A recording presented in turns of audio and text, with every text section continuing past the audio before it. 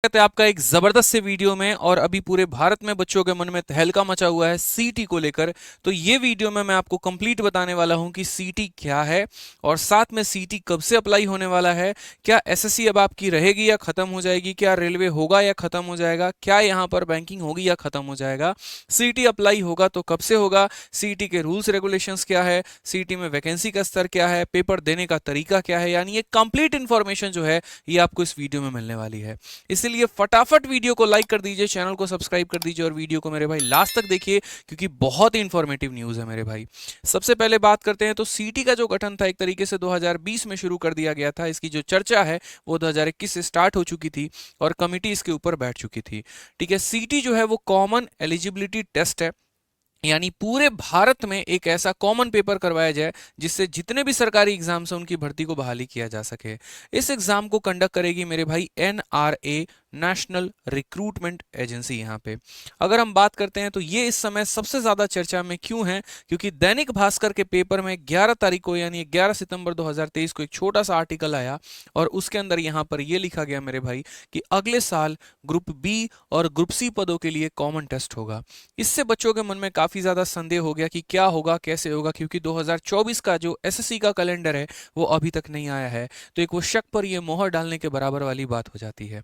तो सबसे पहले अभी हम आपको बताते हैं, थोड़ा इसका हम जिस्ट देते हैं, यहाँ पर हम आपको समझाते हैं। अभी राइट नाउ भारत में यहाँ पर क्या हो रहा है, तो आपके सभी अलग अलग कमीशन हैं। जैसे एसएससी स्टाफ सिलेक्शन कमीशन एक अलग है, बैंकिंग का आईबीपीएस का कमीशन मेरे भाई अलग है, रेलवे का अलग हो गया। हर यहाँ पर अगर हम बात करते हैं एसएससी में तो 10वीं लेवल पर अलग परीक्षा होती है, 12वीं लेवल पर अलग होती है, ग्रेजुएशन लेवल पर अलग होती है। इसके अलावा कई सारे से छोटे छोटे एग्जाम्स भी होते हैं, जैसे आईबीएससीआई हो गया, कई ऐसे स्टेट एग्जाम भी होते हैं। अब इसके कारण क्या होता है, सरकार के ऊपर काफ़ी ज़्यादा प्रेशर हो जाता है। साल भर कोई ना कोई पेपर हमारा चलता ही रहता है और बच्चों को भी इसमें काफ़ी ज़्यादा नुकसान होता है। कई ऐसे वैकेंसी से वो वंचित रह जाते हैं जिसके बारे में उन्हें पता भी नहीं होता, जो अगर वो फॉर्म भर सकते थे और अगर वो पेपर देते तो शायद वो सेलेक्ट भी हो जाते हैं। तो कई ऐसे हिडन वैकेंसीज भी होते हैं जो आते हैं, बच्चों को भी पता नहीं चल पाता। तो इन सभी चीज़ों को कैंसल आउट करके एक यूनिफॉर्मिटी लाने की कोशिश की गई है और वो है मेरे भाई सीटी का पेपर। एनआरए एक एजेंसी है जो यहाँ पर इस पेपर को कंडक्ट करेगी। सीटी का जो पेपर होगा वो 10वीं लेवल पर होगा, 12वीं लेवल पर होगा, ग्रेजुएशन लेवल पर होगा। यानी आपको एसएससी का अलग से पेपर नहीं देना है, बैंकिंग का अलग से नहीं देना है और बाकी कोई भी अलग से पेपर नहीं देना है। आपको सिर्फ और सिर्फ मेरे भाई एक सीईटी का पेपर देना है। जो सीईटी का सिलेबस होगा वो आपको एक कॉमन डिसाइड किया जाएगा, एक ही तरह का सिलेबस होगा यहाँ पर जिसको पढ़कर हर बच्चा पेपर दे पाएगा। अभी यहाँ पर ये होता है कि नॉर्थ वाले पार्ट में जैसे यूपी, बिहार, हरियाणा में, राजस्थान में, यहाँ पर जो स्टेट एग्जाम के भी पेपर होते हैं उनका सिलेबस लगभग एसएससी के पैटर्न से मेल खाता है। लेकिन अगर आप कर्नाटक या अगर आप केरला की बात करें तो उनके जो स्टेट एग्जाम के पेपर होते हैं उनका जो सिलेबस है वो काफ़ी डिफरेंट हो जाता है। इससे बच्चों को तैयारी करने में भी काफ़ी सारी मुश्किलें होती हैं, सही एक रिसोर्स, सही एक साधन वहाँ पर नहीं मिल पाता है।